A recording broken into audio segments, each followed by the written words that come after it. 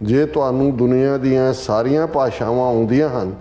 ਅਤੇ ਤੁਹਾਨੂੰ ਆਪਣੀ ਮਾਂ ਬੋਲੀ ਜਾਂ ਆਪਣੇ ਸੱਭਿਆਚਾਰ ਦੀ ਭਾਸ਼ਾ ਨਹੀਂ ਆਉਂਦੀ ਤਾਂ ਇਸੇ ਨੂੰ ਗੁਲਾਮੀ ਕਹਿੰਦੇ ਹਨ। 75 ਸਾਲਾਂ ਤੋਂ ਉਧਰਲਿਆਂ ਨੇ ਉਰਦੂ ਨੂੰ ਮਾਂ ਕਹਿ ਦਿੱਤਾ, ਇਧਰਲਿਆਂ ਨੇ ਹਿੰਦੀ ਨੂੰ ਕਹਿ ਦਿੱਤਾ, ਲੇਕਿਨ ਮੂੰਹੋਂ ਤਾਂ ਉਹੀ ਨਿਕਲਦਾ ਜੋ ਹੈ, ਜੋ ਭਾਵੇਂ ਰੋਣ ਪਿੱਟਣ ਵੇਲੇ ਹੋਏ, ਗਾਲੀ ਗਲੋਚ ਵੇਲੇ ਹੋਏ, ਜਾਂ ਜਦੋਂ ਛਿੱਤਰ ਪੈ ਰਹੇ ਹੋਣ ਉਦੋਂ ਵੀ ਹਾਏ ਮਾਂ ਕਹਿੰਦੇ ਨੇ, ਹਾਏ ਮਾਤਰੀ ਤਾਂ ਨਹੀਂ ਕਹਿੰਦੇ। 1951 'ਚ ਜਦੋਂ ਪਹਿਲੀ ਮਰਦਮਸ਼ੁਮਾਰੀ ਪੰਜਾਬ ਦੇ ਵਿੱਚ ਹੁੰਦੀ ਹੈ ਤੇ ਸਾਡੇ ਹਿੰਦੂ ਭੈਣ ਭਰਾ ਉਸ ਖਿੱਤੇ ਦੇ ਲਹਿੰਦੇ ਪੰਜਾਬ ਤੋਂ ਬਾਅਦ ਚੜ੍ਹਦੇ ਪੰਜਾਬ ਦੇ ਮਤਰਿਆਂ ਦੀ ਗੱਲ ਕਰੀਏ, ਉਹ ਆਪਣੀ ਬੋਲੀ ਹਿੰਦੀ ਲਿਖਾਉਂਦੇ ਨੇ। 57,000 ਤੋਂ ਜ਼ਿਆਦਾ ਸਿੱਖਾਂ ਨੇ ਗ੍ਰਿਫਤਾਰੀਆਂ ਦਿੱਤੀਆਂ। ਇੱਕ ਸਟੇਜ ਸੀ ਜਿਵੇਂ ਅੱਜ ਕਿਸੇ ਨੂੰ ਵੀ ਖਾਲਿਸਤਾਨੀ ਕਹਿ ਕੇ ਤੁਸੀਂ ਅੰਦਰ ਦੇ ਦਿੰਦੇ ਹੋ, ਉਦੋਂ ਪੰਜਾਬੀ ਸੂਬਾ ਜ਼ਿੰਦਾਬਾਦ ਕਹਿਣ ਦੇ ਉੱਤੇ ਪਾਬੰਦੀ ਸੀ। ਪੰਜਾਬੀ ਨੂੰ ਲਾਗੂ ਕਰਵਾਉਣ ਦੇ ਲਈ ਪੰਜਾਬੀ ਸੂਬਾ ਮੋਰਚਾ, ਜਿਹਦੇ 'ਚ ਕੁਰਬਾਨੀਆਂ 10-11 ਸਾਲ ਦਾ ਬੱਚਾ ਕਾਕਾ ਇੰਦਰਜੀਤ ਸਿੰਘ ਕਰਨਾਲ ਦਾ ਰਹਿਣ ਵਾਲਾ, ਜਿਹਨੂੰ ਪੰਜਾਬੀ ਸੂਬਾ ਜ਼ਿੰਦਾਬਾਦ ਕਹਿਣ ਦੇ ਉੱਤੇ ਮਾਰ ਕੇ ਖੂਹ ਦੇ ਵਿੱਚ ਸੁੱਟਿਆ ਗਿਆ ਸੀ। ਬਠਿੰਡਾ ਜੇਲ੍ਹ ਦੇ ਵਿੱਚ ਗੋਲੀ ਚਲਾ ਕੇ ਪ੍ਰਤਾਪ ਸਿੰਘ ਕੈਰੋਂ ਨੇ ਕਿੰਨਿਆਂ ਨੂੰ ਸ਼ਹੀਦ ਕੀਤਾ।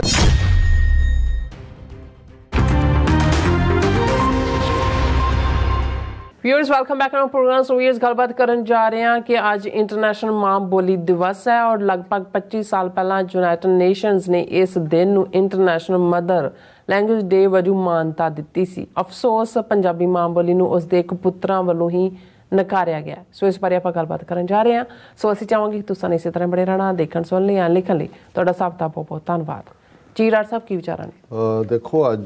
इंटरनेशनल मदर लैंग्वेज डे है और इस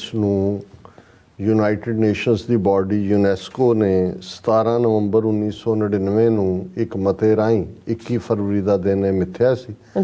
ਲੇਕਿਨ ਯੂਨਾਈਟਿਡ ਨੇਸ਼ਨਸ ਨੇ ਇਸ ਨੂੰ ਇੱਕ ਪ੍ਰੋਪਰ ਰੈਜ਼ੋਲੂਸ਼ਨ ਰਾਹੀਂ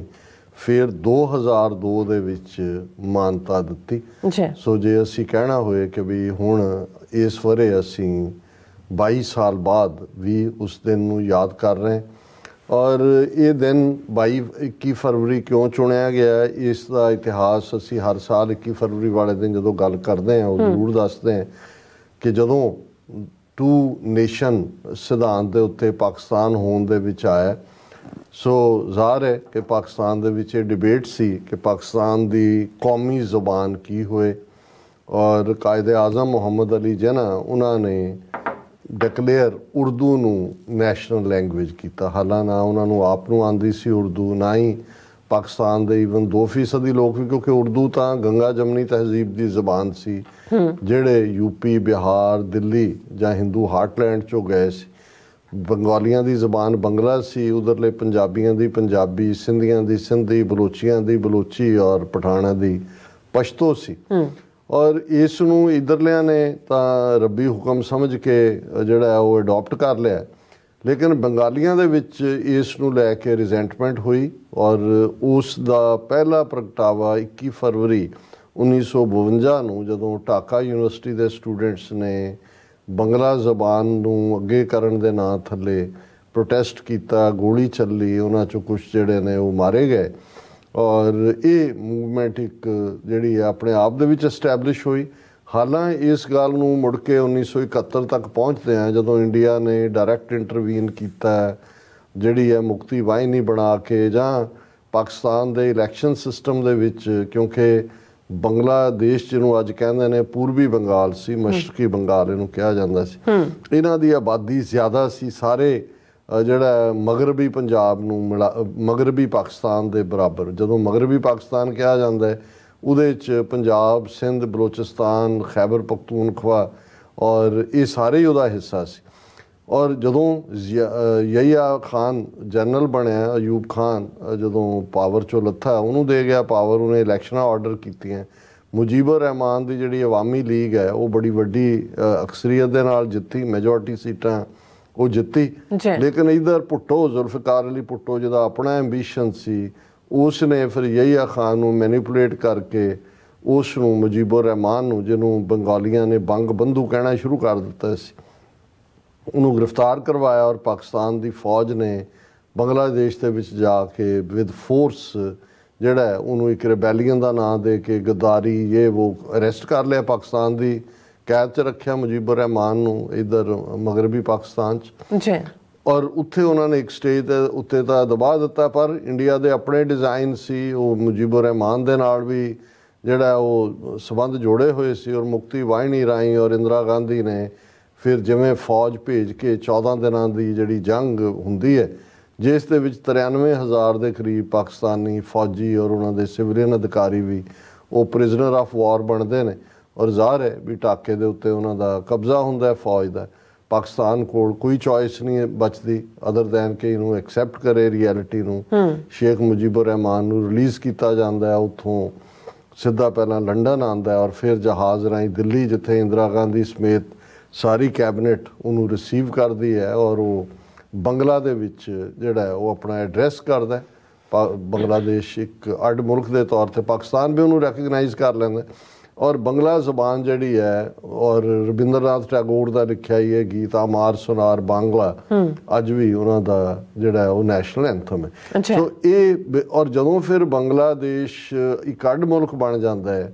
ਉਹਨਾਂ ਦੀ ਇਹ ਕੋਸ਼ਿਸ਼ ਸੀ UN ਦੇ ਮੈਂਬਰਸ਼ਿਪ ਬਣਨ ਤੋਂ ਬਾਅਦ ਕਿ ਉਹਨਾਂ ਨੇ ਇਸ ਦੇ ਉੱਤੇ ਲੋਬੀ ਕੀਤੀ ਕਿ ਯੂਨਾਈਟਿਡ ਨੇਸ਼ਨਸ ਜਿਹੜਾ ਹੈ ਉਹ ਇੰਟਰਨੈਸ਼ਨਲ ਮਦਰ ਲੈਂਗੁਏਜ ਡੇ ਬਣਾਏ, ਔਰ ਤਾਂ ਕਿ ਦੁਨੀਆ ਦਾ ਹਰ ਜਿਹੜਾ ਬਸ਼ਰ ਹੈ ਜਿੱਥੇ ਜਿੱਥੇ ਵੀ ਹੈ ਉਹ ਉਸ ਦਿਨ ਫਖਰ ਕਰੇ ਆਪਣੀ ਮਾਂ ਬੋਲੀ ਦੇ ਉੱਤੇ, ਮਦਰ ਟੰਗ। ਔਰ ਜ਼ਾਹਰ ਹੈ ਵੀ ਜਦੋਂ ਫਿਰ ਇਸ ਦੇ ਉੱਤੇ ਲੌਬੀ ਬੰਗਲਾਦੇਸ਼ ਨੇ ਬਾਕੀਆਂ ਨੂੰ ਵੀ ਰਲਾਇਆ, ਤੇ ਉਹਨਾਂ ਨੇ ਉਸ ਇਤਿਹਾਸਕ ਦਿਨ ਨੂੰ ਯਾਦ ਕਰਦਿਆਂ 21 ਫਰਵਰੀ 1952 ਦਾ, ਜਦੋਂ ਕਿ ਢਾਕਾ ਦੇ ਵਿੱਚ ਬੰਗਲਾ ਜ਼ਬਾਨ ਦੇ ਲਈ ਮੂਵਮੈਂਟ ਸ਼ੁਰੂ ਹੋਈ ਸੀ, ਉਸ ਨੂੰ ਇੰਟਰਨੈਸ਼ਨਲ ਮਦਰ ਲੈਂਗੁਏਜ ਡੇ ਵਜੋਂ ਜਿਹੜਾ ਉਹ ਰੈਕਗਨਾਈਜ਼ ਕੀਤਾ। ਸੋ ਅਸੀਂ ਸਮਝਦੇ ਹਾਂ ਕਿ ਪੰਜਾਬੀ ਦੇ ਹਵਾਲੇ ਨਾਲ ਤਾਂ ਸਾਡੇ ਕੋਲ ਬਹੁਤ ਕੁਝ ਕਹਿਣ ਨੂੰ ਹੈ।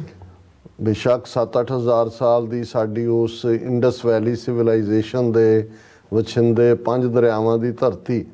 ਤੇ ਅੱਜ ਦੇ ਜੇ ਕੰਟੈਕਸਟ ਦੇ ਵਿੱਚ ਗੱਲ ਕਰੀਏ, ਅਸੀਂ ਮਤਰੇਈ ਮਾਂ ਨਾ ਹੋਏ ਕਿਸੇ ਦੀ, ਮਤਰੇਆ ਪਿਓ ਨਾ ਹੋਏ, ਇਹ ਲਫ਼ਜ਼ ਤਾਂ ਸੁਣਦੇ,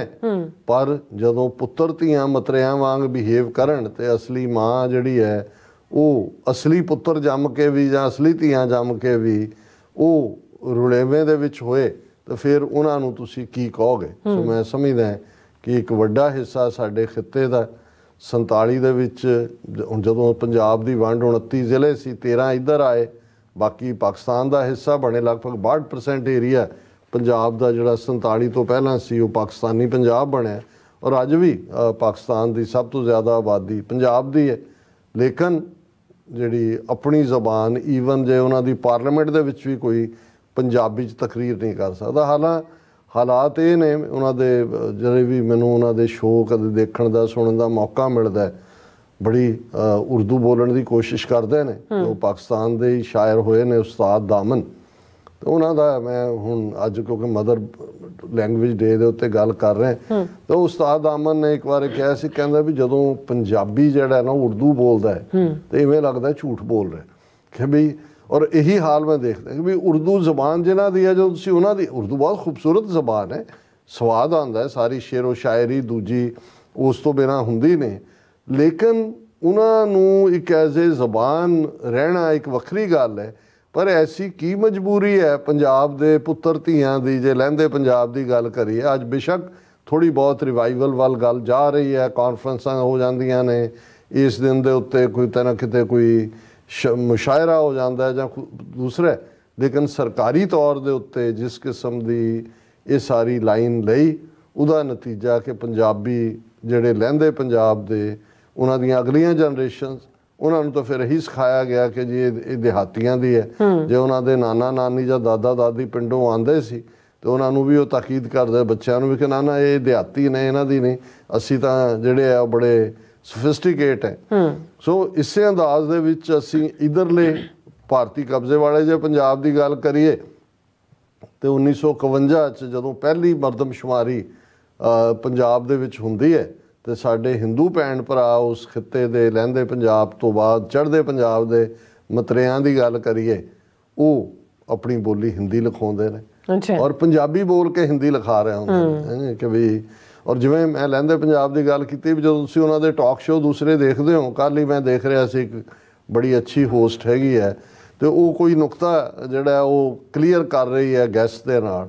तो फिर वो कह रहा वो मिल नहीं रहा फ्रेज कहण नूं ते कहंदे फिर इहदा मतलब तो यही होया कि पींग मैं पावां झूटे तू लें हुण उर्दू का प्रोग्राम चल रहा सी लेकिन ये जिहड़ी एक्सप्रैशन है कि बई पींग मैं पावां झूटे तू लें होर जबान च तां किवें उहनूं है ही नहीं सी सो ये उत्थे भी उन्हां दा हुंदा फिर कहंदे जैसे पंजाबी में कहते हैं फिर ठेठ पंजाबी निकल आएगी लाहौरी वो भी तुसीं गल ही उहदे च करो तुहानूं की तकलीफ है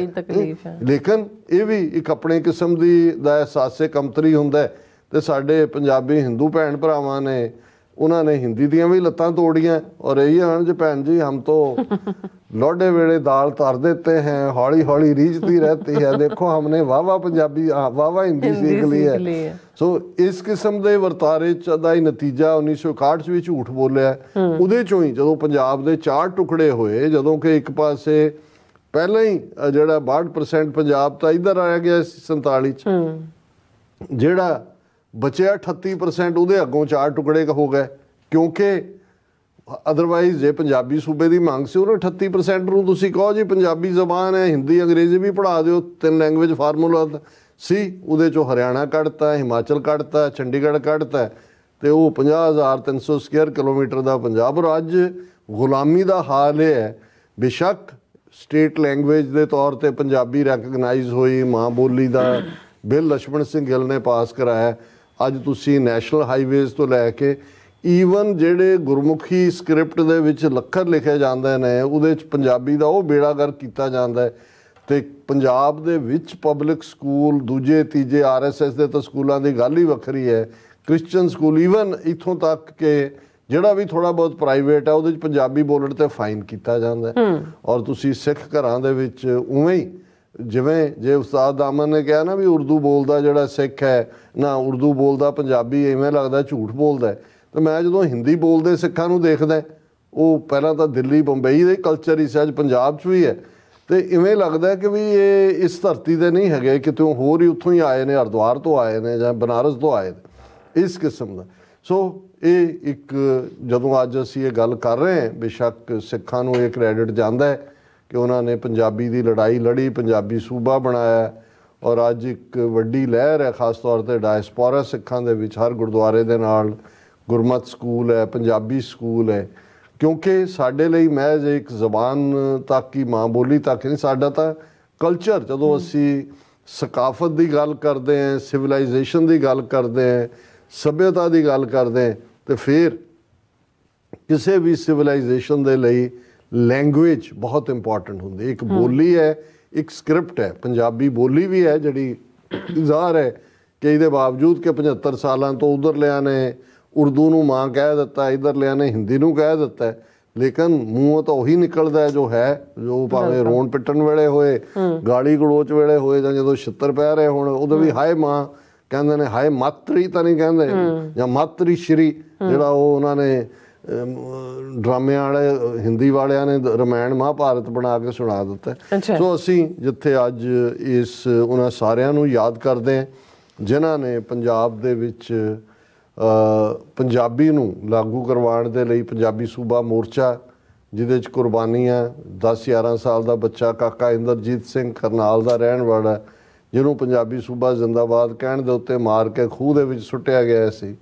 बठिंडा जेल दे विच गोली चला के प्रताप सिंह कैरो ने किन्नियां नूं शहीद किया जिन्हां दीयां फोटोआं किसी वेले सेंट्रल सिख म्यूजियम च लगियां हुंदियां सी हुण नहीं मैनूं पता है ने कि नहीं और उन्हां सारियां 57,000 तो ज़्यादा सिखां ने गिरफ्तारियां दित्तियां एक स्टेज सी जिवें अज किसी नूं भी खालिस्तानी कह के तुसीं अंदर दे दिंदे हो उदों पंजाबी सूबा जिंदाबाद कहण दे उत्ते पाबंदी सी सिखां ने वो लड़ाई भी लड़ी पंजाबी जबान का सूबा भी बनाए वखरी कहानी है कि उत्थे अज की लागू है तो की नहीं लागू और इस सारे दे चलदे मैं इस नूं क्लोज करांगा उस्ताद दामन दी नज़म दे नाल ही जिथे असीं सारिआं नूं मुबारकबाद भी दिंदे हैं इस दिन दी और नगूगी वा थ्योंगे ये थिंकर है उसकी एक कोट है जे तुहानूं दुनिया दीयां सारियां भाषावां आउंदियां हन अते तुहानूं अपनी माँ बोली जां अपने सभ्याचार की भाषा नहीं आउंदी तां इसे नूं गुलामी कहते हैं और ये उस्ताद दामन ਜਿਨ੍ਹਾਂ ਨੇ ਕਿਹਾ ਮੈਨੂੰ ਕਈਆਂ ਨੇ ਆਖਿਆ ਕਈ ਵਾਰੀ ਤੂੰ ਲੈਣਾ ਪੰਜਾਬੀ ਦਾ ਨਾਂ ਛੱਡ ਦੇ। ਮੈਨੂੰ ਕਈਆਂ ਨੇ ਆਖਿਆ ਕਈ ਵਾਰੀ ਤੂੰ ਲੈਣਾ ਪੰਜਾਬੀ ਦਾ ਨਾਂ ਛੱਡ ਦੇ। ਗੋਦੀ ਜਿਹਦੇ 'ਚ ਪਲ ਕੇ ਜਵਾਨ ਹੋਇਓ ਉਹ ਮਾਂ ਛੱਡ ਦੇ ਤੇ ਗਰਾਂ ਛੱਡ ਦੇ। ਜੇ ਪੰਜਾਬੀ ਪੰਜਾਬੀ ਹੀ ਕੂਕਣਾਈ ਜਿੱਥੇ ਖਲਾ ਖਲੋਤਾ ਉਹ ਥਾਂ ਛੱਡ ਦੇ। ਮੈਨੂੰ ਇੰਜ ਲੱਗਦਾ ਲੋਕੀ ਆਖਦੇ ਨੇ ਤੂੰ ਪੁੱਤਰਾ ਆਪਣੀ ਮਾਂ ਛੱਡ ਦੇ। ਇੱਥੇ ਬੋਲੀ ਪੰਜਾਬੀ ਹੀ ਬੋਲੀ ਜਾਏਗੀ, ਉਰਦੂ ਵਿੱਚ ਕਿਤਾਬਾਂ ਦੇ ਠਣਦੀ ਰਹੇਗੀ। ਇਹਦਾ ਪੁੱਤ ਹਾਂ ਇਹਦੇ ਤੋਂ ਦੁੱਧ ਮੰਗਣਾ, ਮੇਰੀ ਭੁੱਖ ਇਹਦੀ ਛਾਤੀ ਤਣਦੀ ਰਹੇਗੀ। ਇਹਦੇ ਲੱਖ ਹਰੀਫ ਪਏ ਹੋਣ ਪੈਦਾ, ਦਿਨ ਬਦਿਨ ਇਹਦੀ ਸ਼ਕਲ ਬਣਦੀ ਰਹੇਗੀ। ਉਦੋਂ ਤੀਕ ਪੰਜਾਬੀ ਤੇ ਨਹੀਂ ਮਰਦੀ, ਜਦੋਂ ਤੀਕ ਪੰਜਾਬਣ ਕੋਈ ਜਣਦੀ ਰਹੇਗੀ। ਜਦੋਂ ਕਦੇ ਪੰਜਾਬੀ ਦੀ ਗੱਲ ਕਰਾਂ ਫਾਂ ਫਾਂ ਕਰਦਾ ਫੂੰ ਫੂੰ ਆਉਂਦਾ। ਤੂੰ ਪੰਜਾਬੀ ਪੰਜਾਬੀ ਕੀ ਲਾਈ ਹੋਈ ਏ, ਚਾਂ ਚਾਂ ਕਰਦਾ ਚੂੰ ਚੂੰ ਆਉਂਦਾ। ਹੁਣ ਇਹ ਖੂਬਸੂਰਤੀ ਪੰਜਾਬੀ ਜ਼ਬਾਨ ਹੈ। ਜਦੋਂ ਕਦੇ ਪੰਜਾਬੀ ਦੀ ਗੱਲ ਕਰਾਂ ਫਾਂ ਫਾਂ ਕਰਦਾ ਫੂੰ ਫੂੰ ਆਉਂਦਾ। ਤੂੰ ਪੰਜਾਬੀ ਪੰਜਾਬੀ ਕੀ ਲਾਈ ਹੋਈ ਏ, ਚਾਂ ਚਾਂ ਕਰਦਾ ਚੂੰ ਚੂੰ ਆਉਂਦਾ। ਉਹ ਬੋਲਦਾ ਬੋਲਦਾ ਟੁਰੀ ਜਾਂਦਾ, ਖੌਰੇ ਮੇਰੇ ਬੁੱਲਾਂ ਨੂੰ ਸਿਉਂ ਆਉਂਦਾ। ਇਹ ਗੱਲ ਹੈ ਮਾਂ ਤੇ ਪੁੱਤਰਾਂ ਦੀ, ਕੋਈ ਤੀਸਰਾ ਇਹਦੇ ਵਿੱਚ ਕਿਉਂ ਆਉਂਦਾ। ਫਿਰ ਉਹਨਾਂ ਨੇ ਕਿਹਾ ਉਰਦੂ ਦਾ ਮੈਂ ਦੁਖੀ ਨਹੀਂ, ਉਰਦੂ ਦਾ ਮੈਂ ਦੁਖੀ ਨਹੀਂ ਤੇ ਦੁਸ਼ਮਣ ਨਹੀਂ ਅੰਗਰੇਜ਼ੀ ਦਾ। ਪੁੱਛਦੇ ਹੋ ਮੇਰੇ ਦਿਲ ਦੀ ਬੋਲੀ, ਹਾਂ ਜੀ ਹਾਂ ਪੰਜਾਬੀ ਏ, ਹਾਂ ਜੀ ਹਾਂ ਪੰਜਾਬੀ ਏ। ਬੁੱਲਾ ਮਿਲਿਆ ਇਸੇ ਵਿੱਚੋਂ ਵਾਰਸ ਵੀ, ਧਾਰਾਂ ਮਿਲੀਆਂ ਇਸੇ ਵਿੱਚੋਂ ਮੇਰੀ ਮਾਂ ਪੰਜਾਬੀ ਏ, ਹਾਂ ਜੀ ਹਾਂ ਪੰਜਾਬੀ ਏ। ਇਹਦੇ ਬੋਲ ਕੰਨਾਂ ਵਿੱਚ ਪੈਂਦੇ, ਦਿਲ ਮੇਰੇ ਦੇ ਵਿੱਚ ਨੇ ਰਹਿੰਦੇ। ਤਪਦੀਆਂ ਹੋਈਆਂ ਰੇਤਾਂ ਉੱਤੇ ਇੱਕ ਠੰਡੀ ਛਾਂ ਪੰਜਾਬੀ ਏ, ਹਾਂ ਜੀ ਹਾਂ ਪੰਜਾਬੀ ਏ। ਇਹਦੇ ਦੁੱਧਾਂ ਦੇ ਵਿੱਚ ਮੱਖਣੀ, ਮੱਖਣਾ ਵਿੱਚ ਘਿਓ ਦੀ ਚੱਖਣੀ। ਡੱਬ ਖੜੱਬੀ ਦੁੱਧੜ ਜਿਹੀ, ਇਹ ਇੱਕ ਸਾਡੀ ਗਾਂ ਪੰਜਾਬੀ ਏ, ਹਾਂ ਜੀ ਹਾਂ ਪੰਜਾਬੀ ਏ। ਅਖੀਰ 'ਚ ਮੈਂ ਇਹਨੂੰ ਫਿਰ ਦੁਹਰਾਵਾਂਗਾ। ਇਹਦੇ ਦੁੱਧਾਂ ਦੇ ਵਿੱਚ ਮੱਖਣੀ, ਮੱਖਣਾ ਦੇ ਵਿੱਚ ਘਿਓ ਦੀ ਚੱਖਣੀ। ਡੱਬ ਖੜੱਬੀ ਦੁੱਧੜ ਜਿਹੀ, ਇੱਕ ਸਾਡੀ ਗਾਂ ਪੰਜਾਬੀ ਏ, ਹਾਂ ਜੀ ਹਾਂ ਪੰਜਾਬੀ ਏ। ਸੋ ਅਸੀਂ ਇਹ ਸਮਝਦੇ ਹਾਂ ਕਿ ਭਾਈ ਸਾਨੂੰ ਫਖਰ ਹੋਣਾ ਚਾਹੀਦਾ ਹੈ, ਮਾਣ ਹੋਣਾ ਚਾਹੀਦਾ ਹੈ। ਔਰ ਅਸੀਂ TV 84 ਦੇ ਇਸ ਪਲੇਟਫਾਰਮ ਤੋਂ ਇਹ ਮਾਣਤਾ ਲੈ ਸਕਦੇ ਹਾਂ ਕਿ ਪਿਛਲੇ ਲਗਭਗ 12 ਸਾਲਾਂ ਤੋਂ ਅਸੀਂ ਉਹ ਕੌਮਾਂਤਰੀ ਸਿਆਸਤ ਹੋਏ, ਉਹ ਸਾਇੰਸ ਦੀਆਂ ਗੁੰਝਲਾਂ ਨਾਲ ਜੁੜੀਆਂ ਹੋਈਆਂ ਗੱਲਾਂ ਹੋਣ, ਧਾਰਮਿਕ ਪਲੇਟਫਾਰਮ ਹੋਏ, ਤਾਰੀਖੀ ਹੋਏ, ਅਸੀਂ ਇਸ ਆਪਣੀ ਮਾਂ ਬੋਲੀ ਪੰਜਾਬੀ ਨੂੰ ਹੀ ਜਿਹੜਾ ਮਾਧਿਅਮ ਬਣਾਇਆ ਆਪਣੀ ਗੱਲ ਕਹਿਣ ਦਾ। ਔਰ ਸਾਨੂੰ ਇਸ ਗੱਲ ਦੀ ਖੁਸ਼ੀ ਹੈ ਕਿ ਸਾਡੇ ਲਹਿੰਦੇ ਪੰਜਾਬ ਦੇ ਵੀਰ ਭੈਣਾਂ ਵੀ ਔਰ ਜਿਹੜਾ ਡਾਇਸਪੋਰਾ ਕਮਿਊਨਿਟੀ ਹੈ, ਉਹ ਸਾਡੇ ਪਾਕਿਸਤਾਨੀ ਭੈਣ ਭਰਾ ਹੋਣ, ਸਾਡੇ ਆਪਣੇ ਤਾਂ ਹੈ ਹੀ ਨੇ, ਉਹ ਸਾਰੇ ਵੀ ਇਸ ਪਲੇਟਫਾਰਮ ਰਾਹੀਂ ਜੁੜੇ ਨੇ। ਔਰ ਬਹੁਤ ਸਾਰੇ ਜਿਹੜੇ ਲਾਹੌਰ ਜਾਂ ਦੂਸਰਿਆਂ 'ਚੋਂ ਸਾਨੂੰ ਕਈ ਵਾਰ ਲਿਖਦੇ ਨੇ, ਉਹ ਕਹਿੰਦੇ ਨੇ ਜੀ ਪਹਿਲੀ ਵਾਰ ਜਦੋਂ ਅਸੀਂ ਇਹ ਪ੍ਰੋਗਰਾਮ ਸੁਣਨੇ ਸ਼ੁਰੂ ਕੀਤੇ ਤੇ ਉਦੋਂ ਤੱਕ ਸਾਨੂੰ ਇਹ ਅਹਿਸਾਸ ਹੀ ਨਹੀਂ ਸੀ ਕਿ ਇੰਟਰਨੈਸ਼ਨਲ ਸਿਆਸਤ ਜਿਹੜੀ ਹੈ, ਕੌਮਾਂਤਰੀ ਸਿਆਸਤ, ਉਹ ਵੀ ਸਾਡੀ ਇਸ ਜ਼ਬਾਨ ਦੇ ਵਿੱਚ ਉਹਨੂੰ ਵਿਚਾਰਿਆ ਜਾ ਸਕਦਾ ਹੈ। ਕਿਉਂਕਿ ਇੱਥੇ ਤਾਂ ਇਸ ਨੂੰ ਇਸ ਪੱਧਰ ਦੇ ਉੱਤੇ ਗਾਲੀ ਗਲੋਚ ਦੇ ਨਾਲ ਜੋੜ ਕੇ ਜਾਂ ਉਹ ਵਾਰਿਸ ਸ਼ਾਹ ਦੀ ਹੀਰ ਗਾਣ ਦੇ ਲਈ ਜ਼ਰੂਰ ਇਸਤੇਮਾਲ ਹੁੰਦਾ ਹੈ। ਪਰ ਅਸੀਂ ਇਸ ਟ੍ਰੈਂਡ ਨੂੰ ਜ਼ਰੂਰ ਕੋਸ਼ਿਸ਼ ਕੀਤਾ ਤੋੜਨ ਦੀ, ਔਰ ਹੁਣ ਜਿਹੜਾ ਇਸ ਬਾਰੇ ਕਾਫੀ ਅਵੇਅਰਨੈਸ ਵੀ ਹੈ। ਜੀ ਰਾਜ ਸਾਹਿਬ, ਤੁਹਾਡਾ ਬਹੁਤ ਬਹੁਤ ਸ਼ੁਕਰੀਆ। ਸੋ ਥਲੇ ਨੇ ਬ੍ਰੇਕ ਵਿਊਅਰਸ, ਤੁਸੀਂ ਇਸੇ ਤਰ੍ਹਾਂ ਬਣੇ ਰਹਿਣਾ। ਮਿਲਦੇ ਹਾਂ ਆਫਟਰ ਦਿਸ ਸ਼ਾਰਟ ਬ੍ਰੇਕ।